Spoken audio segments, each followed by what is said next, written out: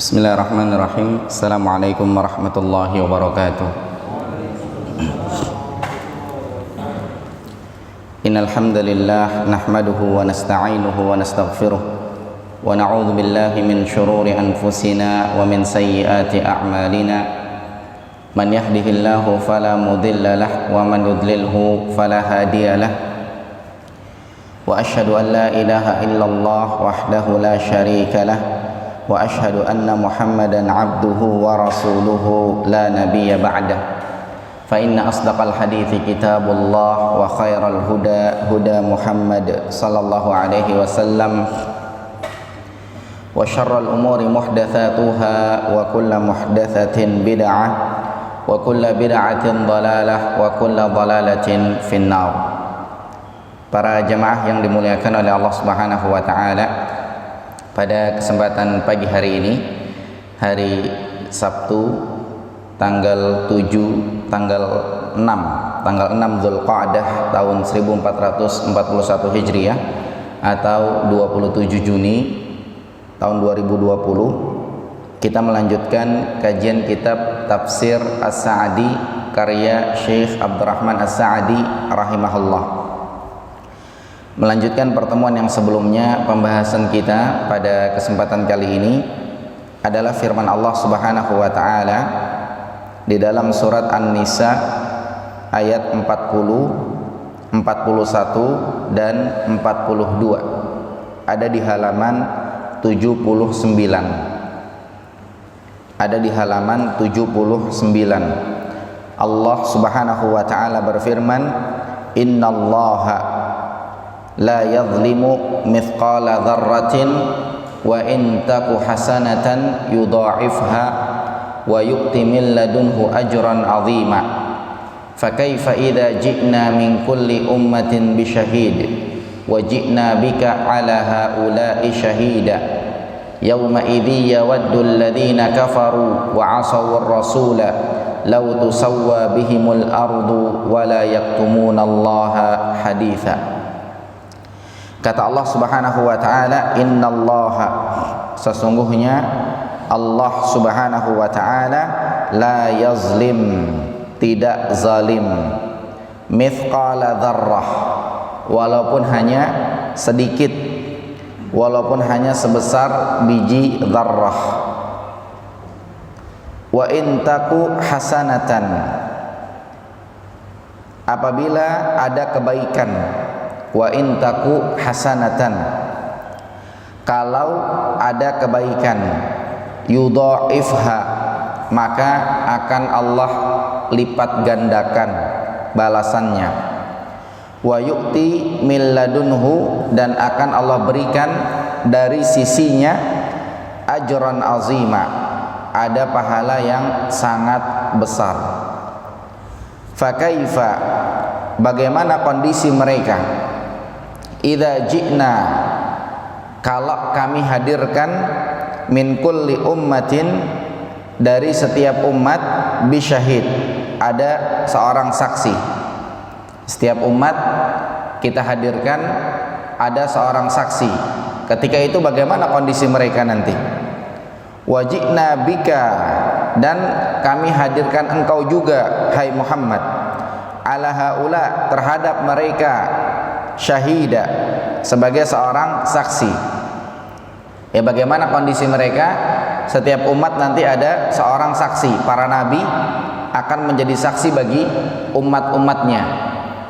Kemudian kami juga menghadirkan engkau, wahai Muhammad, sebagai seorang saksi juga atas mereka. Ada Nabi Musa jadi saksi, Nabi Isa jadi saksi, Nabi Nuh jadi saksi, dan nabi-nabi yang lain. Kemudian hadir Nabi Muhammad sallallahu alaihi wasallam juga jadi saksi. Nah, ketika itu bagaimana kondisi mereka? Yauma idzin, pada saat itu, yawaddul ladzina kafaru, orang-orang yang kafir, yawaddu, sangat-sangat menginginkan, mereka berharap, orang-orang yang kafir, alladzina kafaru wa asawur rasul, dan orang-orang yang bermaksiat kepada Rasul, lau tusawwa bihimul ard, mereka berharap biar rata jadi tanah, artinya nggak usah dibangkitin, karena mereka kaget. Yang jadi saksi para nabi semua, kemudian yang jadi saksi orang yang paling mulia, Nabi Muhammad sallallahu alaihi wasallam. Mereka nggak bisa bohong lagi. Maka mereka saat itu berharap lau tusawwa bihimul ardu. Mereka pengen rata jadi tanah, nggak usah dibangkitin.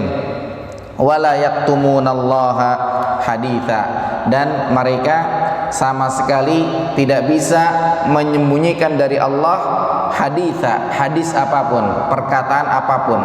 Jadi mereka nggak bisa bohong lagi. Sehingga mereka kaget, ternyata yang jadi saksi adalah para nabi dan Nabi Muhammad sallallahu alaihi wasallam. Ini ayatnya. Kita perhatikan tafsirnya di halaman 80. Di sini disebutkan oleh penulis Syekh Abdurrahman As-Sa'di rahimahullah, di dalam ayat ini Allah Subhanahu wa taala memberitakan tentang kesempurnaan keadilannya. Allah Subhanahu wa taala memberitakan tentang keutamaannya. Allah Subhanahu wa taala memberitakan tentang bahwasanya Allah berlepas diri dari perkara yang berlawanan dengan hal-hal tersebut, seperti kezaliman. Jadi Allah la yazlim, Allah tidak zalim, baik sedikit maupun banyak. Allah mengatakan di dalam ayat ini, innallaha la yazlimu mithqala dzarrah. Sesungguhnya Allah tidak zalim walaupun seberat biji dzarrah. Sebagian menerjemahkan walaupun seberat biji sawi. Kalau zaman sekarang sebagian menerjemahkan walaupun seberat biji atom atau artikel terkecil.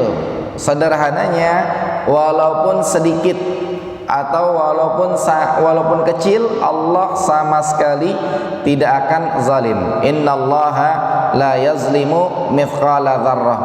Sesungguhnya Allah tidak menganiaya seorang pun walaupun sebesar zarrah. Artinya apa?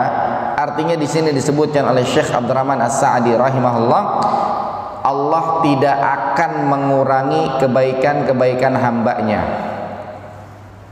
Kalau ada seorang hamba berbuat baik kemudian dikurangi, nggak diaku, nggak dianggap, ini namanya zalim. Itu nggak bakal dilakukan oleh Allah Subhanahu wa taala. Kalau orang kadang-kadang gitu, Allah cuma ini aja gaya, padahal perannya nggak seberapa, diremehin, kebaikan sedikit. Tapi kalau Allah tidak, ya kebaikan-kebaikan seorang hamba tidak akan dikurangi sedikit pun. Itu Allah Subhanahu wa taala mesti akan dibalas. Atau Allah juga tidak akan menambah keburukan-keburukan seorang hamba. Seorang hamba itu bikin dosanya apa? Udah itu aja, nggak bakal ditambah-tambah oleh Allah Subhanahu wa taala. Beda ya dengan makhluk. Kadang-kadang cuma diomelin dikit, nggak diapa-apain, padahal akhirnya badannya dimerah-merahin, dipoto, dilapor ke yang berwajib. Ini hamba suka melebih-lebihkan. Kadang kalau lapor juga demikian.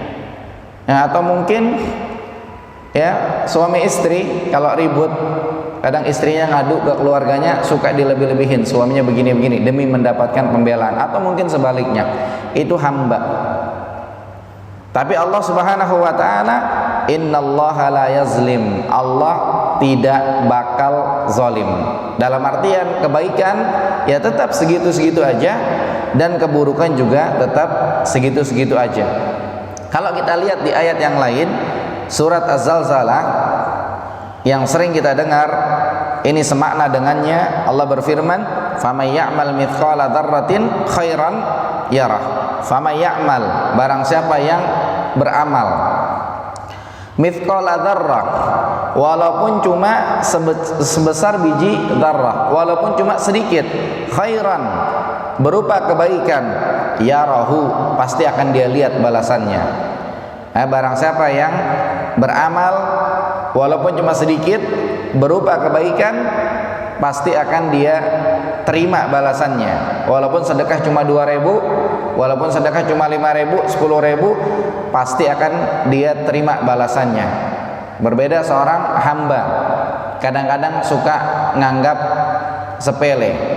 Makanya Nabi SAW memberikan nasihat, la tahqiranna minal ma'rufi syai'an, jangan engkau remehkan kebaikan itu walaupun cuma sedikit, walaupun cuma nyumbang 1 porsi, 3 porsi, 5 porsi, jangan diremehin.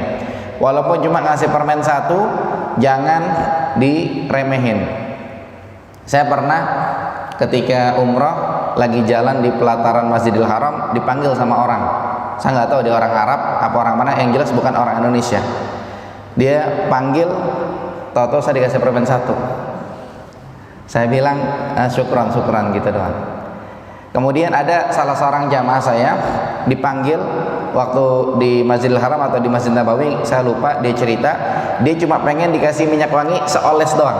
Tapi biasa orang Indonesia nolak, nggak enak atau basa-basi begitu. Akhirnya dia domel-domelin sama orang itu. Padahal dia cuma pengen ngasih aja, udah syukron aja gitu, terima aja. Istilahnya kalau hipnotis, insya Allah enggak lah gitu. Dikasih minyak wangi, kemudian dicium langsung pingsan di tempat. Insya Allah kalau di sana sangat-sangat kemungkinannya kecil gitu kan. Walaupun pernah ada kejadian, tapi wallahu alam, insya Allah kemungkinannya kecil. Akhirnya dia tolak, malah diomel-omelin. Saya juga pernah lagi duduk di lantai atas Masjidil Haram, tahu-tahu ada orang ngasih kopi Arab, secuil banget kopinya. Memang kalau orang Arab itu kalau ngopi kan dikit, kemudian minum, dikit minum, dan dikasih korma 1 sebagai gulanya. Saya tahu saya nggak doyan, tapi waktu itu saya lagi duduk sama teman saya, orang Madura waktu itu. Kemudian sama dia diterima. Habis dia diterima, orang itu pergi, sama kita dibuang di tempat sampah. Kita nggak minum. Yang penting diterima gitu. Nabi mengatakan la tahqiranna minal ma'rufi syai'an. Jangan diremehin kebaikan walaupun cuman sedikit. Ada orang ngasih biar dikata dikit, kita nggak doyan, udah terima aja dulu. Yang penting dia girang dulu. Ya, kita misalkannya dikasih sayurannya udah layu-layu gitu sama tetangga, udah terima aja. Yang penting dia girang, dia senang. Mungkin dia tahu kita masak, padahal sama kita dibuang di tempat sampah, dia nggak tahu. Kita buang bukan kita ngeremehin pemberian dia, kita buang karena tidak layak makan, dan menurut dia ini masih bagus begitu kan. Kadang-kadang orang beda persepsi. Intinya la tahqiranna minal ma'rufi syai'an, jangan ngeremehin kebaikan walaupun cuman sedikit. Di sini Allah mengatakan famay ya'mal mithqala dzarrah, barang siapa yang beramal walaupun cuman sedikit khairan, berupa kebaikan, yarahu, pasti akan dia lihat, akan dia terima balasannya. Wa man ya'mal, dan barang siapa yang beramal mithqala dzarrah, walaupun sedikit, syarran, berupa kejelekan, yarahu, mesti akan dia lihat balasannya. Kita pernah sampaikan hadis tentang amalan tauhid, yaitu orang mengesahkan Allah Subhanahu wa taala dan seterusnya. Dia dihadirkan di hadapan Allah. Seorang muslim, seorang mukmin akan dihadirkan di hadapan Allah Subhanahu wa taala. Yang akan dihadirkan di hadapan Allah Subhanahu wa taala, tidak ada penerjemah. Langsung dia ngomong dengan Allah Subhanahu wa taala. Kemudian sama Allah diliatin amal-amal buruknya. Diliatin sama dia. Diliatin. Seakan-akan dia celaka begitu. Sampai yang terkecil dia akan lihat. Ini orang mukmin. Setelahnya Allah mengatakan semuanya aku ampuni. Di sini poinnya adalah amal jelek walaupun sedikit mesti akan dilihat oleh Allah Subhanahu wa taala. Makanya kalau ada yang bertanya, seseorang sudah bertaubat dari dosanya, apakah di sana dia akan tetap melihat dosanya? Wallahu alam, berdasarkan hadis ini akan tetap dia lihat dosanya. Akan tetapi setelahnya akan diampuni oleh Allah Subhanahu wa taala. Maka dari itu amal baik biar dikata dikit tetap akan dia lihat. Amal jelek pun biar dikata dikit dia juga tetap akan melihat. Dan ini yang semakna dengan ayat yang kita bahas, innallaha la yazlimu mithqala dzarrah. Sesungguhnya Allah tidak zalim walaupun hanya sedikit, walaupun hanya seberat biji dzarrah. Kemudian lanjutannya di paragraf terakhir di halaman 80, Allah Subhanahu wa taala berfirman, wa in taku hasanatan yudha'ifha, wa in taku hasanatan, kalau berupa kebaikan walaupun seberat biji zarrah, yudha'ifha, akan dilipat gandakan oleh Allah Subhanahu wa taala. Di sini bahasanya dilipat gandakan. Kita pernah dengar hadis dilipat gandakan itu bisa jadi sampai 10 kali lipat, atau sampai 700 kali lipat, atau bahkan lebih dari itu. Dan di sini penulis rahimahullah membahasakan apa? Sesuai dengan kondisi dan manfaat kebaikan tersebut, serta kondisi pelakunya dari segi keikhlasan, rasa cinta, dan kesempurnaan. Maka akan disesuaikan balasannya sesuai dengan kondisinya, sesuai dengan manfaatnya. Seperti misalkannya nilai jariyah berbeda dengan yang tidak jariyah. Mungkin yang tidak jariyah dilipat gandakan sampai 700 kali lipat, 1000 kali lipat. Tapi kalau yang sedekah jariyah ini Masya Allah nggak akan berhenti pahalanya ngalir sampai selesai dipakai. Contoh nih yang bikin garis-garis kuning nih siapa kemarin nih? Ini sampai dicopot nih pahalanya ngalir. Kemudian yang nyumbang AC, yang nyumbang mikrofon, ya makanya kalau misalkannya mikrofon masjid rusak harusnya balap-balapan ganti gitu. Harusnya, apalagi nilainya cuma 500.000. Atau mikrofon terbagus beli yang 1.500.000, harusnya balap-balapan ganti. Masjid nggak ada kesetnya, balap-balapan beli keset taruh misalnya. Atau masjid nggak ada hand sanitizernya, balap-balapan beli taruh. Harusnya begitu gitu kan? Karena apa? Karena Allah mengatakan falyatanafasil mutanafisun. Hendaknya orang yang balap-balapan itu ayo balap-balapan. Karena kita balap-balapan nyari sorga. Kemudian Allah mengatakan wasari'u ila magfirati min rabbikum, bersegeralah mengejar ampunan Tuhan kalian, wa jannatin arduha ka'ardis sama'i wal ard, dan mengejar sorga yang luasnya seluas langit dan bumi. Jadi kalau ada apa-apa kurang di masjid harusnya balap-balapan. Lampu kamar mandi mati harusnya balap-balapan sampai masang duluan begitu. Harusnya. Makanya di sini walaupun kebaikan cuma sedikit, itu akan dilipat gandakan oleh Allah Subhanahu wa taala sesuai dengan manfaatnya. Kemudian sesuai dengan kondisinya. Kemudian juga kondisi pelaku. Kita pernah sampaikan ya, kondisi pelaku ketika dia beramal walaupun dia kepaksa, tapi asalkan dia diberikan kepada Allah, itu namanya ikhlas. Itu namanya ikhlas. Cuma ada orang yang ketika beramal, dia beramalnya itu karena rasa cinta, dan dia mendapatkan kenikmatan tersendiri. Tentunya ini beda kualitasnya, beda pahalanya di sisi Allah Subhanahu wa taala. Contoh ketika orang yang dia berkurban. Sebentar lagi Idul Adha. Ada orang yang berkurban misalkannya. Ada sebagian misalkannya ketika berkurban dia ngerasa keberatan. Cuman gimana lagi, dia berkewajiban gitu kan, mau nggak mau dikeluarin, dia berkurban. Dan ada orang yang ketika berkurban dia happy, dia senang, dia girang gitu. Biasa orang kurban cuma sapi satu, padahal mampunya lebih dari itu, dia enggak, dia kurban sapi 2, 3, 5 atas nama keluarga dia senang begitu. Tentunya ini berbeda pahalanya. Atau mungkin yang satu kurban sapi satu cuma karena terpaksa, tapi tetap ikhlas, ini murni diniatkan karena Allah. Yang satunya lagi kurban sapi satu cuma girang, dia senang gitu ketika ngasih. Maka ini tentunya berbeda pahala di sisi Allah Subhanahu wa taala. Kalau misalkan yang satu dilipat gandakan sampai 100, 500, 700 kali lipat, yang satunya lagi mungkin bisa lebih dari itu. Dan jangan takut tidak diberikan pahala oleh Allah Subhanahu wa taala, karena di awal ayat Allah mengatakan innallaha la yazlim, Allah tidak zalim, mithqala dzarrah, walaupun seberat biji zarrah. Dan di ayat yang baru saja kita bahas, wa in taku hasanatan yudha'ifha, kalau kebaikan walaupun seberat biji zarrah itu akan dilipat gandakan oleh Allah Subhanahu wa taala sampai 10 kali lipat, 700 bahkan lebih. Itu sebesar biji zarrah tuh.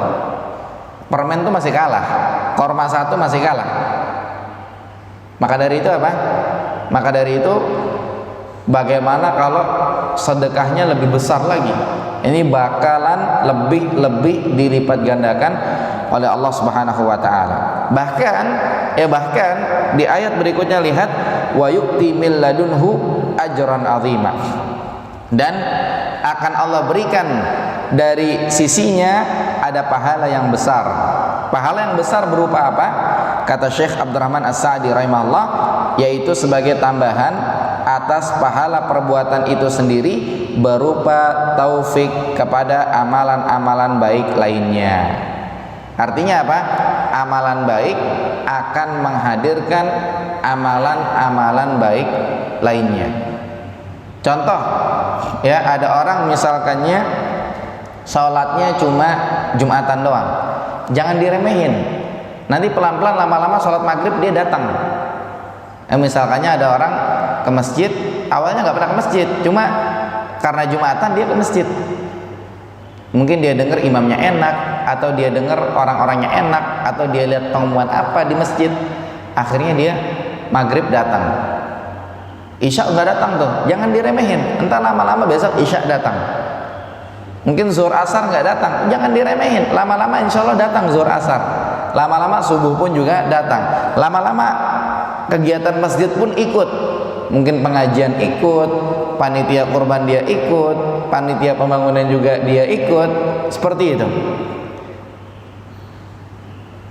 Walaupun sedikit jangan diremehin. Lama-lama Allah berikan taufik kepada amalan-amalan baik lainnya dan memberikan kebaikan yang melimpah serta keberkahan yang banyak. Ini. Jadi biar dikata sedikit, jangan diremehin. Selanjutnya di ayat 41 di halaman 81 Allah Subhanahu wa taala berfirman, "Fa kaifa idza ji'na min kulli ummatin bisyahid wa ji'na bika 'ala haula'i syahida." Fa kaifa, maka bagaimanakah halnya orang-orang kafir nanti? Bagaimana kondisi mereka? Idza ji'na, apabila kami mendatangkan min kulli ummatin, dari tiap-tiap umat, bisyahid, seorang saksi, seorang rasul. Tiap-tiap umat ada rasul, tiap-tiap umat ada saksi. Bayangin gimana kondisi mereka ketika kami hadirkan itu. Wajibna bika, dan kami hadirkan engkau hai Muhammad, kami mendatangkan engkau hai Muhammad, ala haula, terhadap mereka itu, syahida, sebagai saksi. Kami hadirkan engkau Muhammad sebagai saksi atas mereka itu. Di sini maksudnya apa? Disebutkan oleh Syekh Abdurrahman As-Sa'di rahimahullah, artinya bagaimana kondisi mereka di kala itu dan bagaimana terjadinya hukum yang agung tersebut. Hukum yang agung artinya proses pengadilan, proses peradilan yang luar biasa, yang menyatukan antara zat yang memutuskan ketetapan itu adalah zat yang memiliki kesempurnaan ilmu, keadilan yang tidak bercacat, dan kebijaksanaan yang agung, artinya Allah Subhanahu wa taala, dengan kesaksian makhluk yang paling suci, artinya para rasul, atas umat-umat mereka, bersamaan dengan pengakuan secara sadar dari mereka yang menjadi terdakwa. Ini bisa dibayangin, orang-orang kafir sewaktu di dunia mereka sombong, bagaimana sombongnya umatnya Nabi Nuh, umatnya Nabi Musa, umatnya Nabi Isa, dan umat-umat yang lain Kemudian mereka dihadirkan di hadapan Allah Subhanahu wa taala. Allah yang Maha Adil peradilannya.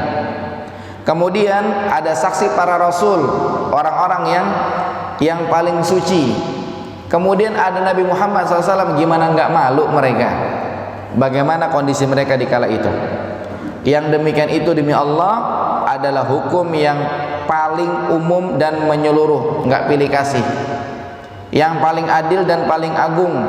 Kemudian tinggallah mereka yang terhukum atau terdakwa mengakui akan kesempurnaan karunia, keadilan, pujian dan sanjungan Allah Subhanahu wa taala. Ada golongan yang berbahagia dengan mendapatkan keberuntungan, keberhasilan, kemuliaan dan kesuksesan, mudah-mudahan kita. Dan ada golongan yang sengsara dengan kehinaan, keterpurukan dan siksa yang menghinakan. Jadi mereka betul-betul mengakui kesalahannya, sehingga bisa dibayangin ya orang-orang pendosa di kala itu, orang-orang yang kafir, orang-orang yang bermaksiat kepada Allah dan Rasulnya, ketika dihadirkan di hadapan Allah Subhanahu wa taala, para rasul menjadi saksi, ada hadir di situ Nabi Muhammad SAW. Kemudian Allah Subhanahu wa taala yang langsung mengadili mereka, tidak lain dan tidak bukan kondisi mereka pasti mereka akan mengakui kesalahan-kesalahannya. Nggak bisa lagi mereka lari, nggak bisa lagi mereka berbohong, dan mereka akan menerima keputusan yang ada oleh karena ulah mereka yang sebelumnya. Kemudian lanjutannya di ayat 42, oleh karenanya Allah Subhanahu wa taala mengatakan yauma idzin, pada hari tersebut, pada hari itu, yawaddul ladzina kafaru wa asabur rasul, orang-orang yang kafir dan bermaksiat kepada Rasul. Orang-orang yang kafir dan bermaksiat kepada Rasul, di sini kata Syekh Abdurrahman As-Sa'di rahimahullah, mereka menyatukan antara kufur kepada Allah dan kepada Rasulnya dengan durhaka kepada Rasul. Artinya di sini Allah mengatakan kafaru wa asawur Rasul, double. Kafaru iya kafir, kemudian asawu juga iya bermaksiat. Berarti kesalahannya double, mereka kafir kepada Allah dan mereka juga bermaksiat. Mereka sangat-sangat berharap, mereka sangat-sangat menginginkan lau tusawwa bihimul ard, mereka disamaratakan dengan tanah. Artinya apa? Artinya mereka pengen tanah itu menelan mereka, mereka pengen hilang begitu saja, mereka pengen jangan dibangkitkan. Karena apa? Ya karena tadi yang mengadili mereka Allah, yang jadi saksi-saksinya para rasul, manusia-manusia paling suci. Bahkan di situ juga hadir Nabi Muhammad SAW. Udah nggak bisa ngapa-ngapain lagi mereka. Akhirnya bayangannya apa? Mending jadi tanah aja. Tapi tidak bisa. Dalam ayat lain, surat An-Naba ayat terakhir, ayat 40, Allah berfirman, wa yaqulul kafiru, orang-orang kafir mengatakan, ya laitani kuntu turaba, coba dulu saya jadi tanah aja ya. Dalam bahasa Arab ada laita, di sini kan ya laitani. Ada laita, ada la'alla dalam bahasa Arab. Kalau yang belajar nahwu mungkin pernah dengar itu. Kalau laita artinya sesuatu yang tidak mungkin, ngimpi. Sesuatu yang tidak mungkin, itu laita. Pengen jadi tanah, nggak bakal. Mesti dibangkitin, mesti akan diberikan balasan oleh Allah Subhanahu wa taala, kebaikan ataupun keburukan. Makanya di sini kata-katanya adalah laita, ya laitani. Kalau dalam syair ada disebutkan laita syababu ya'udu yauman. Laita syababu ya'udu yauman. Coba ya balik muda lagi, kan nggak mungkin. Dalam syair dikatakannya ya, dalam syair dikatakannya laita syababu ya'udu yauman. Coba ya balik muda lagi, nggak bakal. Laita. Tapi ada satu lagi bahasa Arab, la'alla. Kalau la'alla itu ada kemungkinan. La'alla ada kemungkinan.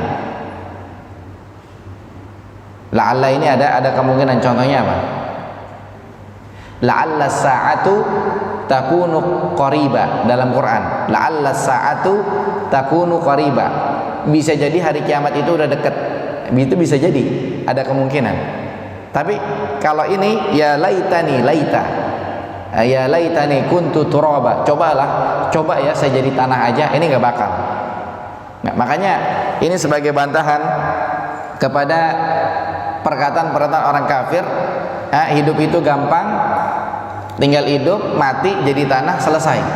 Ini tidak benar, tidak seperti itu. Makanya dia telah kembali ke peristirahatan terakhir, ini kurang pas juga, karena masih ada lanjutannya lagi nanti di sana, seperti itu.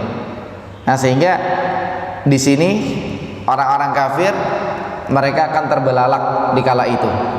Nah, karena betul-betul peradilannya luar biasa, yang mengadili Allah, kemudian yang jadi saksi adalah para rasul. Nah, kita jangan sampai ngalamin begitu gitu. Mulai sekarang kita sadar, jangan telat. Jangan seperti kondisi mereka orang-orang kafir. Di akhir baru menyesal. Mereka mengatakan, ya laitani kuntu turaba. Kemudian juga kondisi di kala itu, wala yaktumunallaha haditha. Paragraf terakhir di halaman 81. Mereka tidak dapat menyembunyikan dari Allah suatu kejadian apapun. Nggak ada omongan yang bisa diumpetin di kala itu. Artinya apa? Artinya bahkan mereka akan mengakui apa yang telah mereka kerjakan, dan semua lisan-lisan mereka, tangan-tangan mereka, kaki-kaki mereka akan bersaksi terhadap apa yang telah mereka lakukan. Tangan bisa ngomong, kaki bisa ngomong, dan seterusnya. Lisan-lisan mereka pun mengakui, walaupun memang di riwayat lain disebutkan lisan itu dikunci, kemudian tangan ngomong sendiri, kaki ngomong sendiri untuk bersaksi atas apa yang telah dilakukan oleh yang bersangkutan. Pada hari itu Allah Subhanahu wa taala akan memberi balasan yang setimpal menurut semestinya, hingga mereka mengakui bahwa Allah lah zat yang benar lagi, yang menjelaskan segala sesuatu menurut hakikat yang sebenarnya. Mereka akan nyadar di kala itu. Lanjutnya di halaman 82 baris ketiga.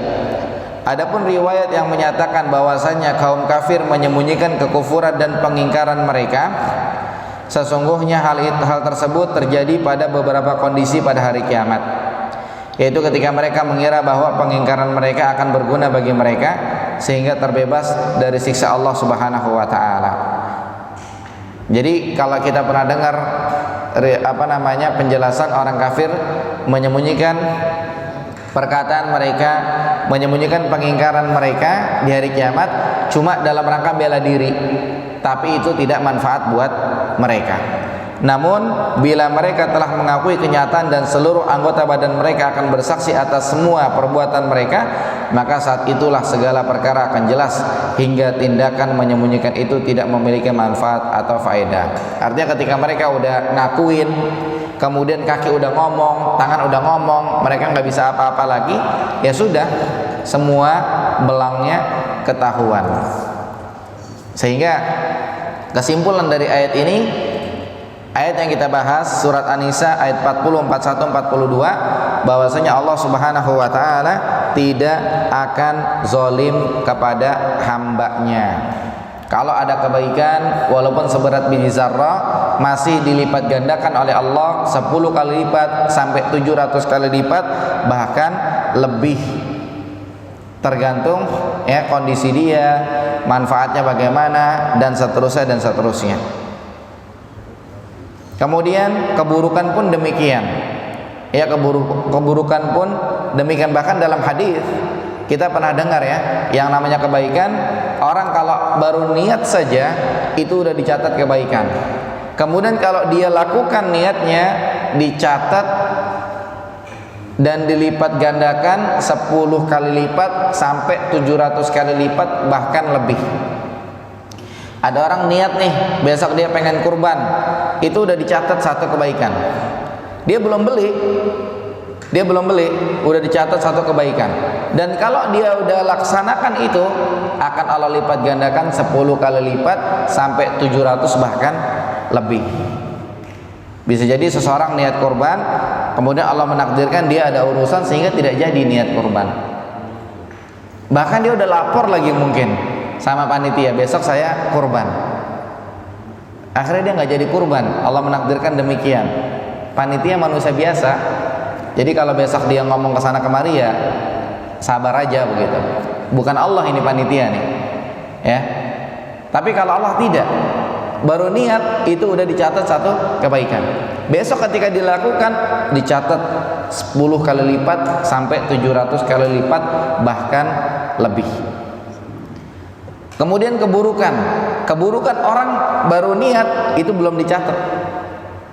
Keburukan orang baru niat, nanti dia mau balas dendam, sendalnya mau diumpetin balik gantian.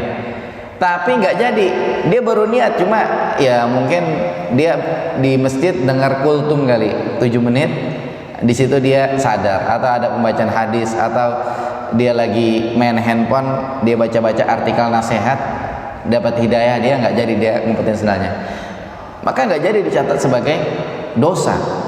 Tapi kalau qadar Allah akhirnya kejadian dia umpetin sendalnya, ya udah dicatat sebagai kesalahan, cuma satu kesalahan saja, tidak dilipat gandakan jadi 10 bahkan sampai 700 kali lipat atau lebih, tidak.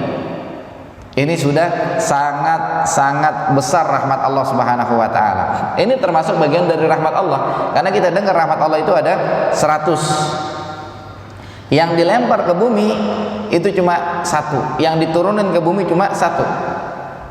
Mungkin penjelasannya dengan satu rahmat ini, seorang ibu sayang sama anaknya, kemudian seorang suami istri saling menyayangi, dan bisa juga termasuk dengan rahmat yang satu ini tadi. Kita dengar penjelasan dari Nabi SAW demikian, satu kebaikan itu kalau diniatin udah dicatat, tapi kalau dikerjakan dilipat gandakan 10 sampai 700 atau bahkan lebih.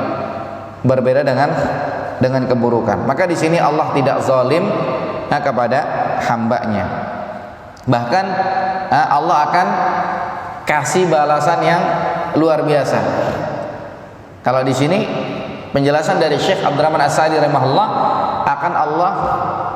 akan Allah tambah hidayah kepada amalan-amalan yang lain. Sebetulnya keburukan juga demikian, keburukan itu akan menambah keburukan-keburukan yang lain. Contoh misalkannya Allah berfirman fi qulubihim maradun, lanjutannya fazadahumullahu marad, di hati mereka ada penyakit sehingga mereka begitu sifatnya, akhirnya Allah tambah penyakitnya, ya, dia ada penyakit sehingga dia benci sekali sama Islam. Allah tambah penyakitnya sehingga dia hadir di rapat-rapat yang ingin menghancurkan Islam, dan dia gerak sana gerak itu, Allah tambah penyakitnya. Sama juga dengan orang yang dia berbuat kebaikan, Allah tambah kebaikannya.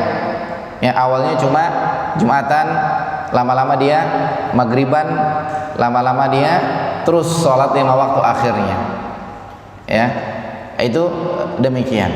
Itu kalau dimaknai ke arah itu. Nanti akan kita simak penjelasan yang lain di ayat-ayat selanjutnya insyaallah. Masuk di dalamnya Allah akan berikan balasan lebih adalah bahwasanya amalan-amalan yang kita lakukan itu nanti akan diberikan balasan oleh Allah sesuai dengan amalan-amalan yang kita lakukan, dan Allah akan kasih lebih. Dalam artian apa? Dalam artian Allah akan tambah dari yang lain. Contoh misalkannya kita nih amalannya apa nih? Misalnya kita amalannya adalah sholat, ya sholat. Gara-gara sholat kita hilang berapa rupiah gitu.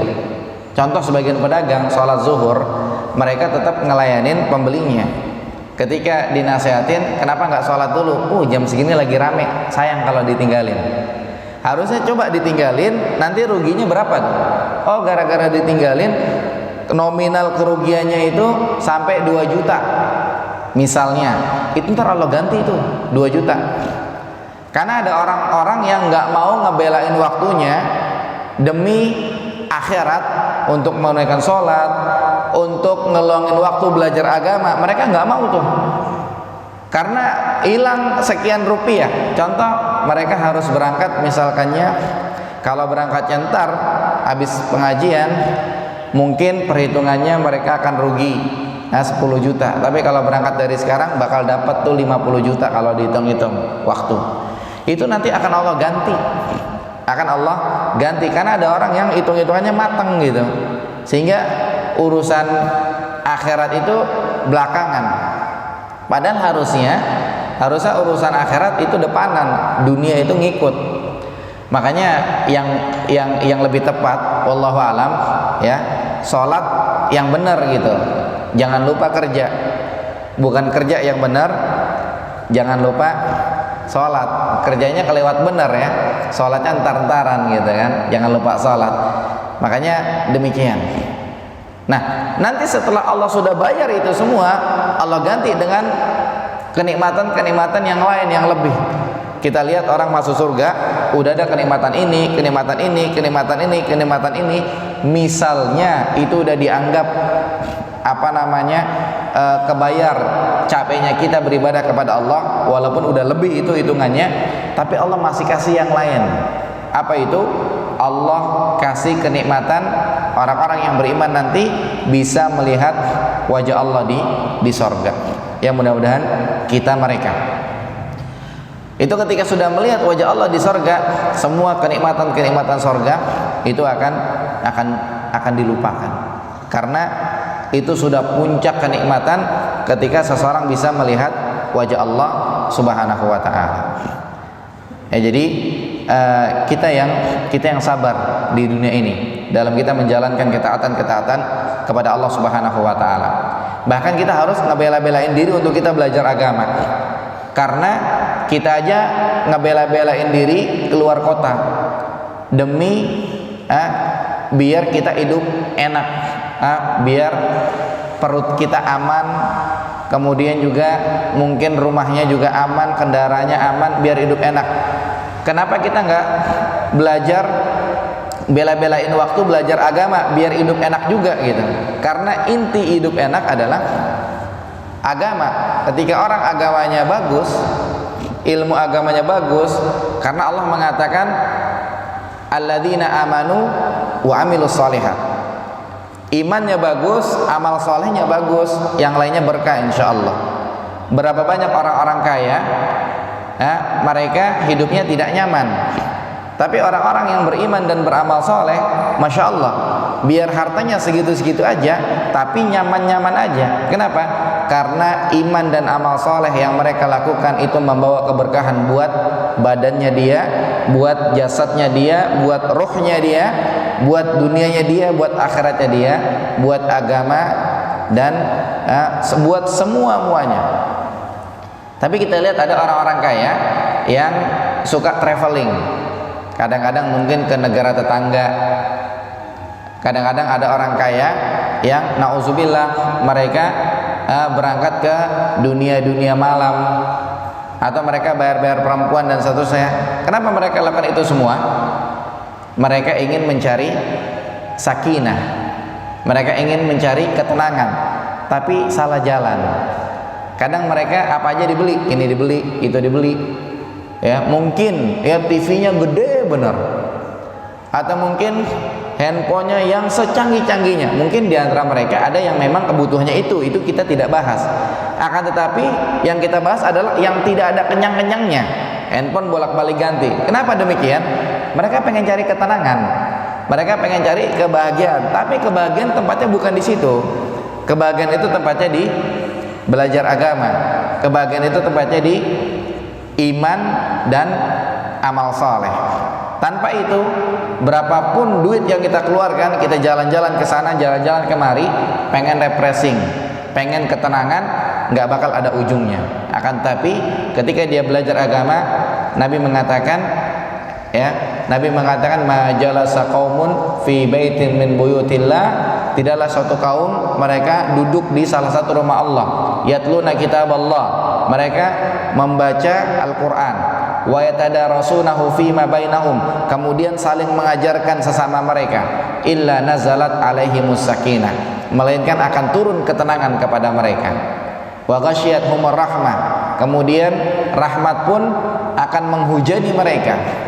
Wa haffathumul malaikah, para malaikat akan menaungi mereka. Wa dzakarahumullahu fi man indah, dan Allah akan menyebut nama mereka di langit. Jadi ketenangan itu adanya di ada di majelis ilmu. Nah, ketika iman dan amal saleh ada dalam diri seseorang, maka di situ akan muncul ketenangan. Wallahu a'lam bishawab. Sampai di sini. Sebelum dilanjutkan, ada yang bertanya? Nah, tafadhol. Assalamualaikum warahmatullahi wabarakatuh.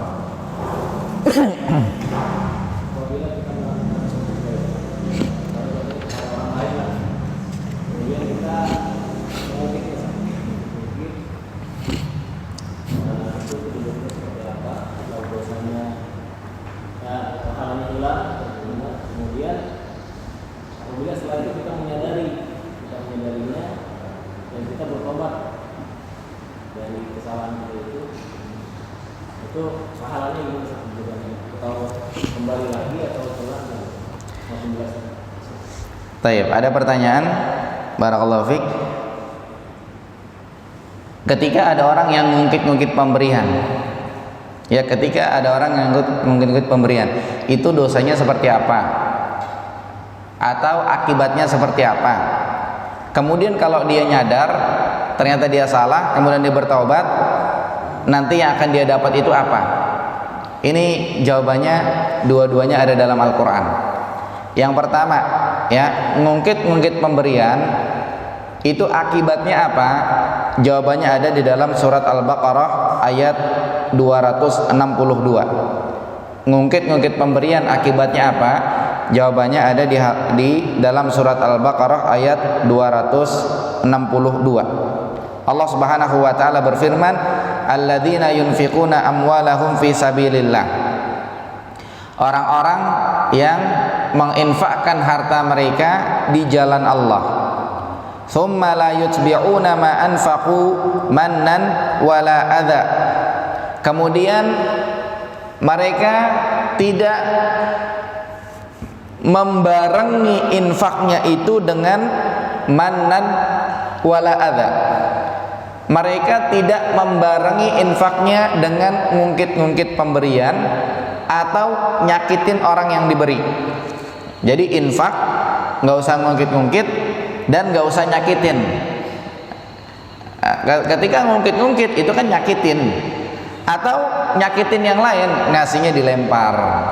Atau misalkannya ngasihnya nggak dilempar, kasih tapi cerita sana cerita sini bikin malu dia, ya, ini juga namanya nyakitin. Lahum ajruhum inda rabbihim, maka buat mereka ada pahala di sisi Tuhan mereka.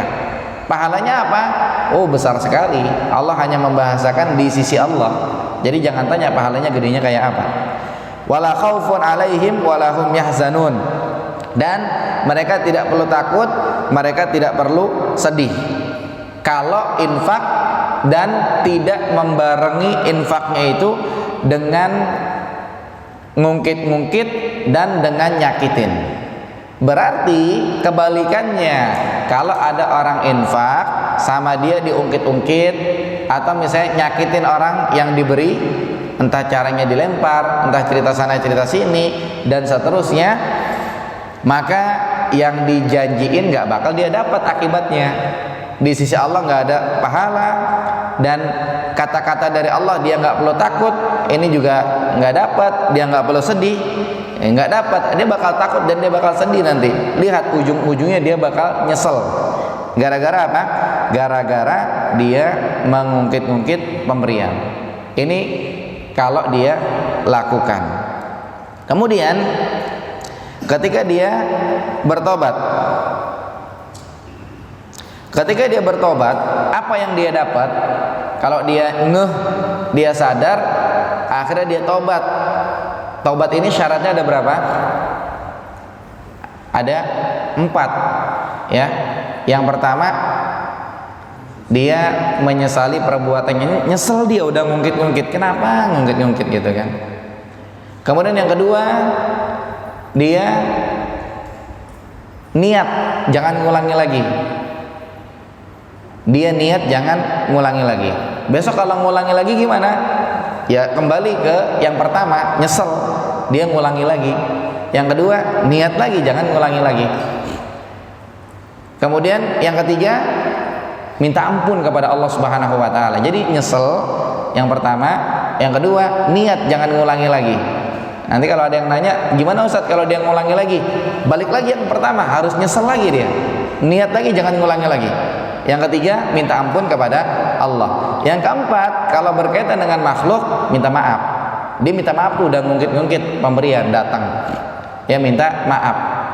Loh malu, gengsi dan lain-lain. Ya harus terimalah resikonya, rendah dirilah, barang berapa menit begitu kan. Jadi 4 itu. Yang pertama, syarat taubat harus nyesel, dia udah lakukan itu. Yang kedua, dia niat, tekad kuat, jangan ngulangi lagi. Yang ketiga, minta ampun kepada Allah. Yang keempat, kalau berkaitan dengan makhluk, dia datangin. Maka orang yang bertaubat, Allah mengatakan illa man taba, yang bertaubat, wa amana, kemudian dia beriman, berilmu, belajar lagi dia, wa amila salihan, kemudian dia beramal saleh, faulaika, maka buat mereka yubaddilullahu sayyiatihim, Allah ganti kejelekan-kejelekannya, dosanya diganti hasanat, jadi pahala. Dalam surat Al-Furqan ayat 70. Dalam surat Al-Furqan ayat 70. Jadi buat yang ngungkit-ngungkit, kemudian dia sadar, dia bertaubat, maka yang tadinya dosa Allah ganti jadi pahala. Dan ini berlaku pada semua amalan. Ini berlaku pada semua amalan. Contoh, kita melakukan amalan-amalan yang kita kira fadilahnya luar biasa. Seiring berjalannya waktu, kita belajar, ternyata nggak ada fadilahnya. Bahkan ternyata itu amalan katanya bid'ah. Setelah dicek, beneran bid'ah. Dan kita sering dengar Nabi mengatakan setiap bid'ah itu sesat dan setiap kesesatan itu di neraka. Ya kalau ada orang yang nanya, katanya ada bid'ah hasanah, ada bid'ah sayyi'ah, ya udah itu nggak urusan lah. Nabi mengatakan yang bid'ah itu sesat, setiap sesat di neraka. Ya, selesai.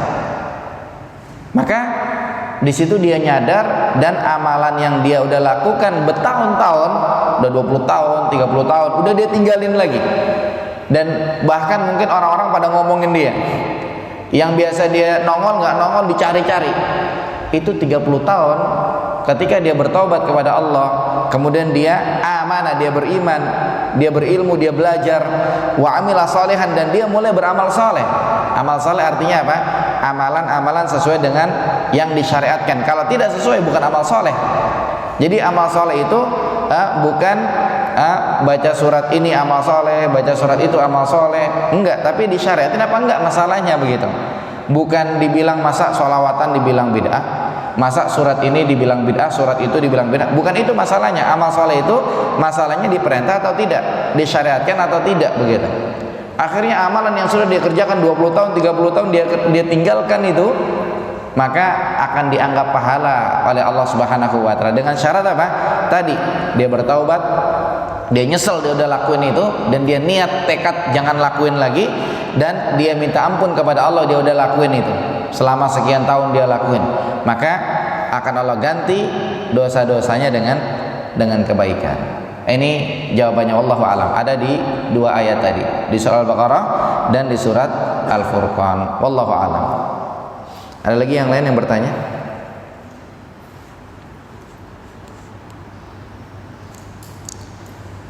Baik, kalau tidak ada cukup, insyaallah sudah masuk waktu syuruk. Ini sudah lewat 14 menit. 1 menit lagi insyaallah cukup. Dan kita ketemu lagi nanti pada pertemuan berikutnya. Pekan depan kita libur, pekan 1. Nah, hari Sabtu, setiap pekan 1 kita libur. Insyaallah kita ketemu lagi di pekan 2, tanggal 13 Juni insyaallah. Ini pembahasannya cukup sangat menarik ya, tentang orang yang mabuk tidak boleh sholat. Nah, berarti kalau nggak mabuk, kalau nggak sholat berarti boleh mabuk dong. Penjelasannya tidak seperti itu, karena nanti akan dijelaskan tahapan pengharaman khamar, miras. Jadi miras itu minuman keras, khamar diharamkannya bertahap. Yang pertama ketika sholat nggak boleh mabok, akhirnya kalau mau pada sholat kagak mabok. Yang kedua dikasih tahu khamar itu ada manfaatnya iya, ada mudaratnya juga iya, tapi mudaratnya lebih besar daripada manfaatnya, tinggalin biar orang mikir. Yang ketiga langsung dikasih tahu miras itu perbuatan setan, jangan dilakuin, ini haram. Nanti akan disebutkan insya Allah. Termasuk juga kita akan bahas masalah tayamum. Di sini ada satu yang menarik, disebutkan menyentuh wanita membatalkan wudhu. Bagaimana penjelasannya nanti insya Allah kita ketemu pada 2 pekan setelah ini insya Allah. Wallahu a'lam bishawab. Yang benar datang dari Allah Subhanahu wa taala, yang salah dari saya pribadi. Apabila masih ada yang ingin ditanyakan boleh langsung ketemu dengan saya. Barakallahu fikum wa sallallahu ala nabiyina Muhammad wa akhiru da'wana anil hamdulillahi rabbil alamin. Subhanakallahumma wa bihamdika asyhadu an la ilaha illa anta astaghfiruka wa atubu ilaik. Wassalamu alaikum warahmatullahi wabarakatuh.